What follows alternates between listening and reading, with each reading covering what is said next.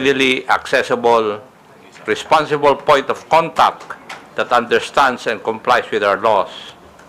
It's a matter of accountability, Mr. Chair, not just for regulation, but for the protection of the Filipino people. And may I proceed, Mr. Chair? I'll touch on accountability, which was a little bit touched by the Honorable Gutierrez. May I ask, Meta, are you aware of the number of Filipinos who use Facebook and Instagram? Are you aware of the number? Mr. Chairman, if I may. Congressman, I assume you're referring to here in the Philippines or globally? Philippines. Yes, I think the last numbers that we've reported were over 90 million. 90 million. Over 90 million. Okay. And would you agree that you have a responsibility to these users to keep the space you provide them free and open? You have that responsibility, would you agree? Sorry, do we have the responsibility to keep our platforms free and open? Yes. Sir? I think we have the responsibility to do the best we can to balance the rights of Filipino people to free expression, but also the rights of people to have a safe space on our platforms. I believe that's what you're getting at. Yes. And because of such, the posting of false information and misleading news, the content that harms not only the subjects of the questionable post, but also the public trust in state institutions should not be tolerated. Would you agree with that also? Mr. Chairman, if I may. Well, the answer is yes or no. I think, Congressman. Would you agree with that? Congressman, when okay, I want to answer this question carefully. May I know why you are going to answer it carefully? Sir, yes, absolutely, sir. I want to say that when we come to topics like misinformation, there are different interpretations of that. And this is why we rely on third-party fact checkers to be the authoritative sources of what is true or false and to make those determinations so that we, as a neutral platform and one that is committed to providing, again, the best we can do to balance freedom of expression and safety, are not the ones making the determination about what is true and false. So I believe that we have the proper system in place where we rely on third-party fact checkers that are internationally certified to be the authoritative sources on what constitutes misinformation. And from that point, we have the responsibility to act on the findings that those third-party fact checkers provide to us. And if they provide us the finding that that's false, then we do have the responsibility, and it is in our community standards, to make sure we've reduced that distribution of the content and properly labeled it, so anyone seeing that content knows that they are viewing something that is false and that they can access the authoritative source of information so that they can understand what the real situation is. And I think that that's the way that we do our best to make that proper balance of providing freedom of expression, but also safety for the people of Philippines and indeed our global community. And again, I just want to emphasize, even then we will go as far as to removing misinformation if it's clearly false and can lead to physical violence or violates elections law. Right? In those cases, we will remove it. And I think that that's the best system we've had over many years of dealing with these issues around the world, to kind of balancing to the best that we can those dueling objectives of freedom of expression and safety. Thank you, Doctor. But my question was very simple, whether the posting of false information or misleading news content that harms not only the subjects of the questionable post, should not be tolerated? It's answerable by yes or no. Should this not be tolerated by platforms? Yes or no? Mr. Chairman, if I may. But Congressman, again, I want to just emphasize the point that people disagree. We're in a world right now when people disagree on what's true and what's not true. Are you trying to tell this committee that you do not agree with that? I'm trying to explain to the committee, Mr. Congressman, that the approach we have is based on remaining a neutral platform that tries our best in very difficult circumstances, in very robust democracies like the Philippines, where there are very charged political debates going on. We do our best to balance freedom of expression on the one hand and safety on the other, and that our view on the best way to do that is to rely on third parties to make the determination when it comes to true or false or somewhere in between. And we think that that's the best way forward. And Mr. Congressman, actually, I would say, I don't think you necessarily want us to be the ones that determine what's true and false. I don't think you would want us to undertake that kind of that kind of power, basically. I think that, this is, in a democratic system, this is kind of the best balance we can possibly strike when it comes to how to moderate these types of issues on our platforms in the type of context that we have in the lead up to an election, for an example. And I would just note again that we take our content moderation very seriously. We take our fact-checking program very seriously. We have 11 different channels between the government and our platforms to address any type of misinformation or other harmful content. We undertake network disruptions if we see that there's a coordinated abusive pattern when it comes to misinformation or disinformation or any type of foreign interference. And as a result of that, and I would just, again, in the last election cycle, we were given an award by Comelec for this work. And so I just have to continue to lean on that posture and on that approach as the best way that we can support the community that we have here in the Philippines. Thank you. But as we have discussed earlier, that there are systems and controls in place to remove posts that violate community guidelines. So we can both agree that some posts do not belong on the platform. Yes, we can absolutely agree. We can absolutely agree on that, yes. You can agree with that already? But there are some posts that don't belong on the platform? Yes, absolutely. And as the platform itself, you would take action to remove this post? Yes, sir, that's correct.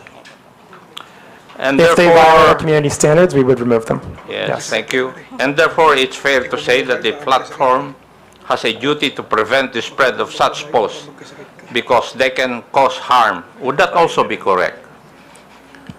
Mr. Congressman, we have a duty to act on content that violates our community standards, and in some cases, specifically if it violates local law. No, Doctor, my point is that you have a duty to prevent the spread of such posts because they can cause harm. That's the gist of my question. We have a duty to remove posts that we're aware of that violate our community standards, yes. Thank you, Doctor. Now, could I say that you recognize that Meta bears some responsibility for what is shared and posted on Facebook or Instagram? Mr. Chairman, if I may. Sir, every individual user bears the ultimate responsibility for what he or she posts on our platforms. I think that it's important to underline that point. That's a given. That's a given, okay. Now, right. What I'm asking is whether Meta bears some responsibility for what is shared and posted on Facebook and Instagram. That's my question. Yeah, so what I would say is we absolutely... Do you? Yeah, sir, if I may. we very much believe that we have a responsibility to provide a safe platform for our users around the world, including in Philippines. That's your obligation. But my question is, would you bear some responsibility for what is shared and posted in your platforms? Yes or no? It's a very simple question. Sir, I just want to be really clear about this again, okay? Our responsibility is to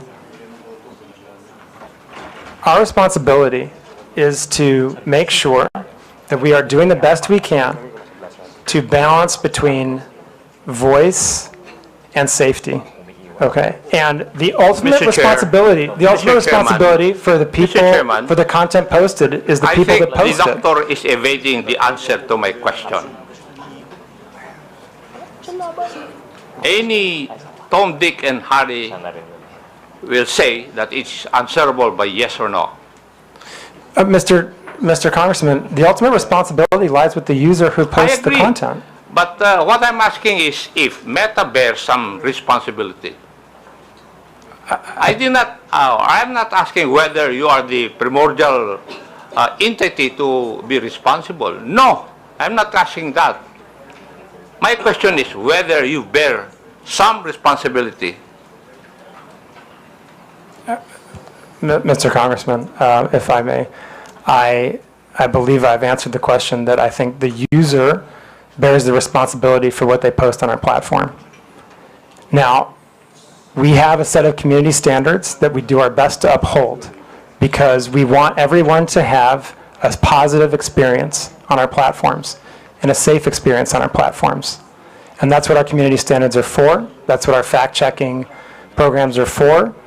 That's why we take these hearings very seriously. That's why we have the 11 different relationships with the government agencies in the Philippines so that harmful content can be reported to us.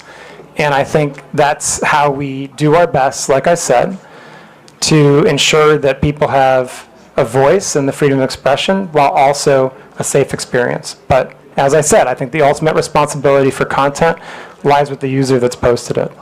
Mr. Chair, the questions I would be asking would depend on the answer of Dr.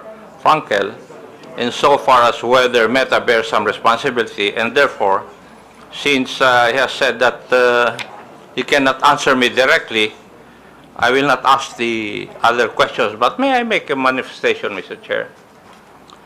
It seems from our discussion that social media platforms are making some effort to curb the spread of fake news in this country.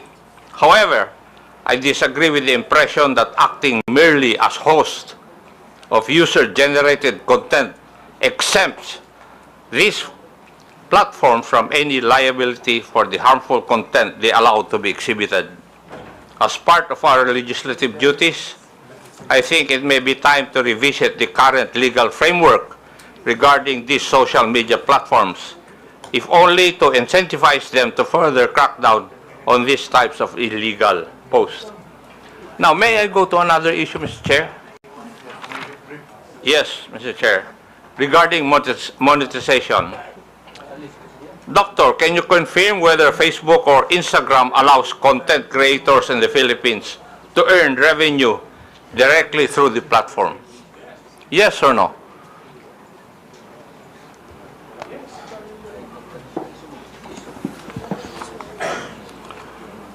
Congressman, I believe the answer is yes, but I want to make sure to check on that. I believe we have content creators that can monetize on our platform in the Philippines, yes. Thank you. And would this mean that Facebook directly pays users upon fulfillment of certain requirements and upon reaching specific targets? Would that be correct also? I'm not familiar exactly with the modality of payment, but again, I believe, yes, we do provide content creators with the ability to monetize here. Thank you. And what are the means of earning through the Meta platforms, Facebook and Instagram? I'm sorry, sir, what?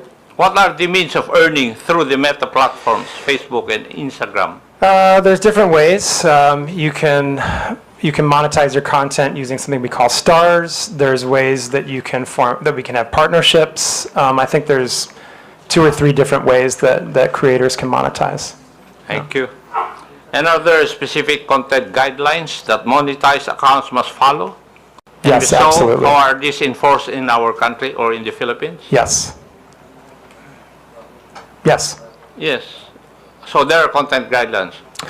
Creators, like anyone else, must abide by our community standards. Now, is there a process also for demonetizing content that is later found to be false, misleading, harmful, or otherwise violative of the community guidelines? Any user that is monetizing on our platform can be demonetized if they have repeated violations of our community standards, including repeated violations of misinformation. Yeah. Now, can you describe to this committee the revenue sharing model? How much of the ad revenue goes to Facebook and how much goes to the content creator? Sir, I honestly don't know the answer to that. I'm happy to provide that if we can take that under a question to come back to the committee. And who would be the proper authority from your group to answer that question? We can come back to you on that. There's a few questions I think that we're going to put together as part of the follow-up to this, and we can happily add that as one of them. Thank you. Now, my last question. How does Facebook ensure that creators don't exploit the algorithm by posting inflammatory or misleading content just to gain more views and earnings? Mr. Chairman, again, if I may, as you pointed out, sir, we have policies that will demonetize pages if they engage in repeated violations of our community standards, or if they engage in repeated instances of misinformation. For curiosity's sake, can you provide data available on how much content creators in the Philippines have earned through Facebook's monetization programs over the past years? Mr. Chairman, I'm sorry, I do not have that data. And who would have that? Again, we can take that question under advisement and see if we can come back with something, but that may also be subject to privacy, and so I would have to see what the exact question is and see if we can come back to you on that. Thank you. Thank you, Mr. Chair.